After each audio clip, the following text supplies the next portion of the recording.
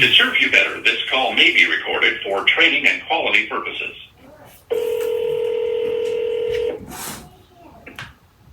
Thanks for calling. Can I direct your call? Yes, sales, please. Hold on just one moment. Happy holidays, Mr. Dr. Tom Wood. Can I help you, sir, ma'am? Yes, I'm calling about a white Ford Bronco stock. It's got about 39,000 miles on it. It looks like it's a soft top. Are you familiar with that one? Sounds very familiar. Let me just pull it up really quickly. Thank you so much. Not a problem at all.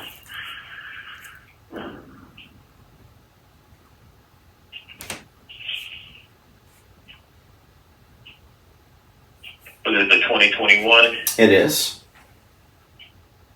And all right, perfect. Okay, I got it pulled up. What you have to? Do you have some questions about it?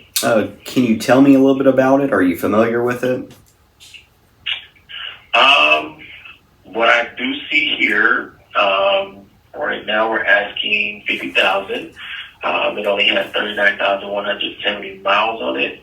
I can pull up the Carfax too to go a little bit deeper. Looks like there were no accidents or damages reported. Only had one owner. Okay. Do you know why they traded it in? That I do not know why they traded it in. Okay. That I do not have an answer for. Doesn't state why, and I wasn't part of the transaction of them bringing it in. Okay. All right. I can appreciate that. And what about the price? Are you all? What do you think the best you all can do? Well, to be 100% honest with you, your best price will come from talking to my manager inside the dealership. And it being the last week of the year, I know my managers are making great deals on vehicles right now because they're trying to get rid of vehicles. So if you had a time or day this week you wanted to come in and take a look at it and talk to my managers directly, I'm sure he'd be more than happy to negotiate as long as you're reasonable on your price. He'll be flexible. Okay. Yeah, I'm just about 4 hours away, so I can't just pop inside the dealership. Oh, gotcha. Where are you located?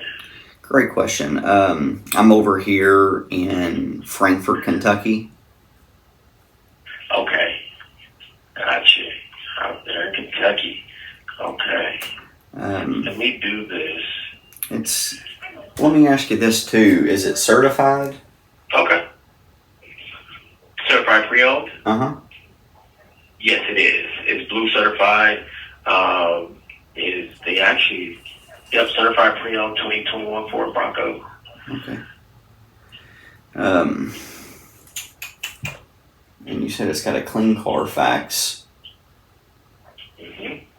Okay. Just thinking.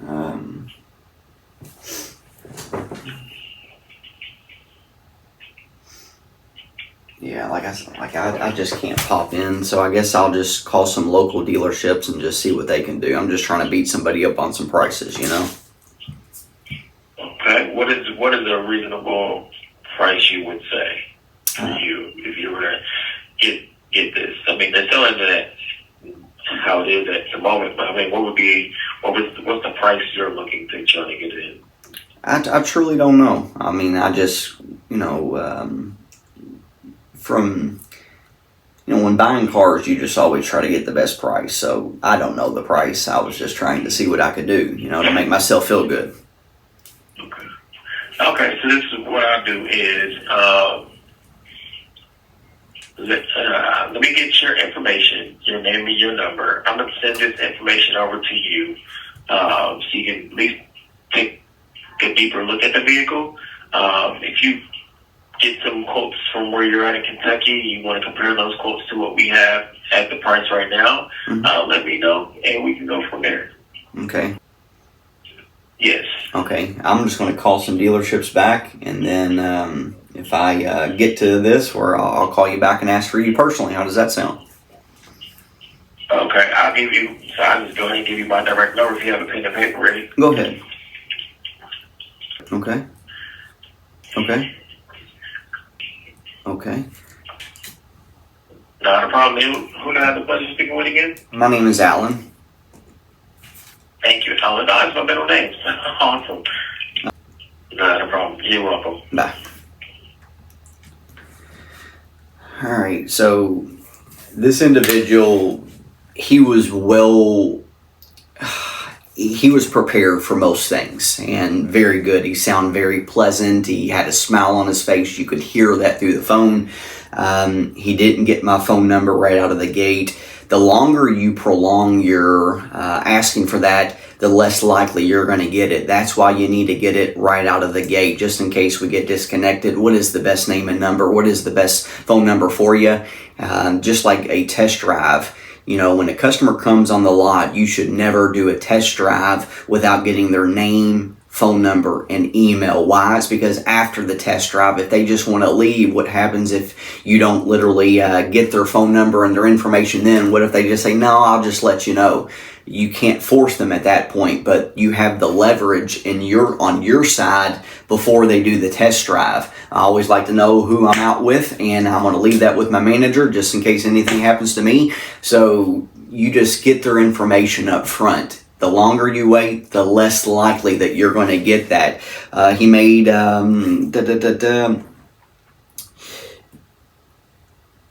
when I asked about why did they trade it in, I can tell because it has an A on it that it was a trade-in. That's me knowing the industry. So what I would have done differently is I would have said, you know what, that's a very good question. I personally wasn't a part of this, as he mentioned. What I would like to do for you, this is service. What I would like to do for you is I'm going to go with I'm going to go talk to the manager and figure out what vehicle they bought. I'm going to get with the salesperson to figure out why they traded it in.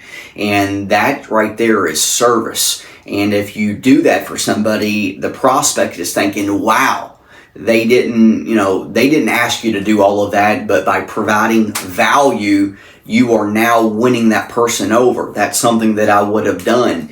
And, again, if you'd have got their phone number, you could have done that. And then I do this with every single person I come in contact with. I always say, you know what, I'm going to get you a video of the actual vehicle so you can kind of see it in person without really being here because you live a few hours away. And then in that video, I'm going to have a ton of excitement so I can transfer my excitement to the person, the prospect, to get them excited. A sale is just a transfer of emotion from me to the prospect. So by getting them excited, they're more likely to buy from me. And again, that's service. The more service I provide, the more value I provide, the stronger the chance I have of selling that person. He related to me when I said my name was Alan. That's my middle name. That's a great job, very personable. He didn't get my name until the very end of the phone call. You want to know who you're talking with from the very get-go, just so you can build that relationship. It shows, when you go to a fine dining restaurant, they always ask you who you are, your name. And then when the person, it's a pleasure to meet you. That's relationship selling. That is how you sell people and build that strong relationship is by getting to know people. And one question I would ask every single time when I was selling cars is, what do you like best about that vehicle? I'm going to get that person to sell me on why they want that vehicle. What do they like best about it? Because I've made a few phone calls today, 3 to be exact, and I haven't had anybody ask me that question. That is a question that is worth so much because it tells me why they are calling about that specific vehicle. Also, I would have pointed out, if I had multiple different Broncos that, this company does, I've got great news. You mentioned you like that one because of this. I also have a few different ones. I've got 5 other used ones as well, plus I've got 2 new ones. What I would like to do, and you take charge, what I would like to do is to get you to come by the dealership. I understand you live a few hours away, but we've got a huge selection. And I promise you this much, I give you my word, it's the end of the year. So right now, we're always trying to make a huge end of the year push so we sell sell more and more cars. We have a goal, just like every company, and we want to crush that goal. And how do we do that? By getting you to come here so we can help you get the perfect vehicle. How does that sound? And that's what you say to the prospect, and you get them excited to drive a few hours away. Some prospects will say, no, I want to know everything up front before I come in. Other times you will get prospects to say, all right, perfect, that sounds great. You got 5 different ones to choose from. I'm going to be there. By at least asking for a commitment versus not asking for anything at all. He did a very good job by asking, what are you trying to accomplish?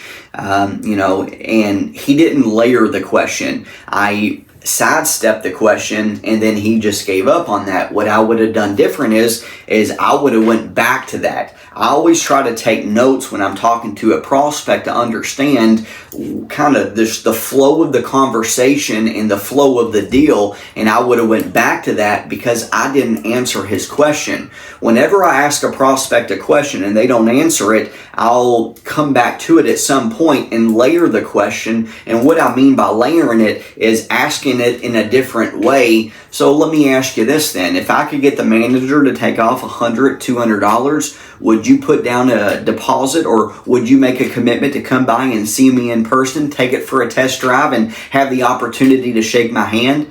Again, it's the old saying of ABC, always be closing. So you want to keep pushing in a nice, subtle way, in a relationship building way. And that's what I would have done different. But again, he's a very good salesperson. He could have tweaked a few things to get in contact with me back. Again, if you don't have any way to get in contact with the prospect, unless that person calls you back, you have a 0% chance of selling that person because you don't have any way to get in contact with them. And also, when he says, let me pull it up quickly at the very beginning of the conversation, that's when you need to do small talk. Where are you calling from? Oh, Frankfurt, perfect. That's only a few hours away. You're super close. I would downplay that I'm 3 hours away by saying you're super close. Even if they're 6, 7 hours away, again, you're very close. You could literally wake up tomorrow morning, leave at 5, 6 o'clock, and you could be here before lunchtime, and you could be back tomorrow and still have time to have dinner and then also make small talk in the terms of, how many kids do you have? And you can't just say that right out of the gate by asking, where are you from? All right, perfect. What kind of work do you do? Oh, I do sales. Well, awesome. That's what I do as well. So you appreciate a good salesperson, don't you? Absolutely. And also, just curious, you got any kids? So by making small talk, you're getting to know this person, and the more you get to know the person, the stronger relationship, the more that the prospect wants to come and help you out by buying from you. So he was a very good salesperson. Few things that he could tweak, but very impressed with him. And if you need any help with your sales phone training or in person, I can definitely help you out. Have a great day.